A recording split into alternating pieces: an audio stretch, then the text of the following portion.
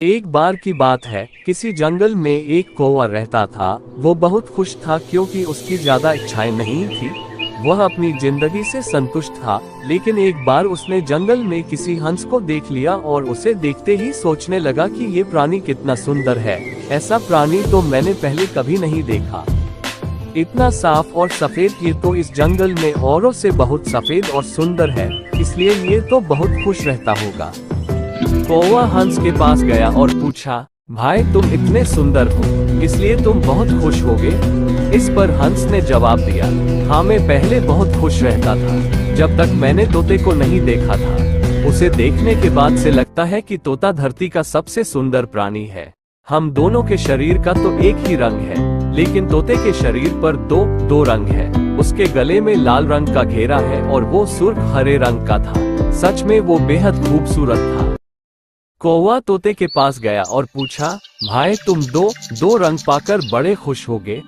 इस पर तोते ने कहा, हाँ मैं तब तक खुश था जब तक मैंने मोर को नहीं देखा था।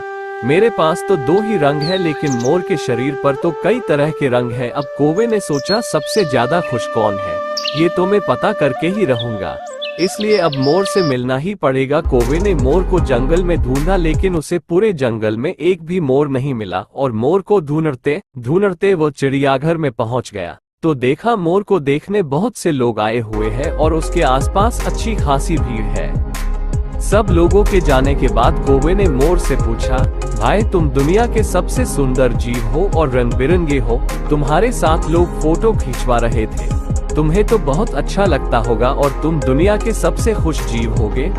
इस पर मोर ने दुखी होते हुए कहा, भाई अगर मैं सुंदर हूँ तो भी क्या फर्क पड़ता है, मुझे लोग इस चिड़ियाघर में कैद करके रखते हैं, लेकिन तुम्हें तो कोई चिड़ियाघर में कैद करके नहीं रखता और तुम जहाँ चाहो अपनी मर्जी से घूम फिर सकते हो। इसलिए दुनिया के सबसे संतुष्ट और खुश जीव तो तुम्हें होना चाहिए, क्योंकि तुम आजाद रहते हो। कौवा हैरान रह गया, क्योंकि उसके जीवन की अहमियत कोई दूसरा बता गया।